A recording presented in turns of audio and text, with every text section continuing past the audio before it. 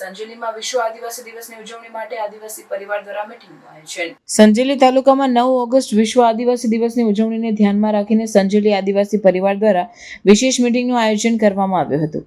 આ મીટિંગમાં આદિવાસી સમાજના વિવિધ પ્રતિનિધિઓએ હાજરી આપી અને વિશ્વ આદિવાસી દિવસના મહત્વ પર ચર્ચા કરી.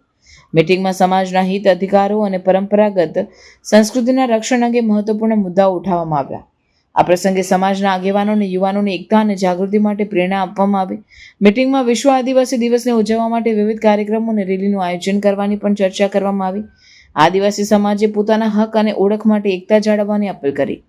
મીટિંગ દરમિયાન સંજેલી તાલુકાના વિવિધ ગામોમાંથી આવેલા સભ્યોએ પોતાના પ્રશ્નો અને પડકારો રજૂ કર્યા.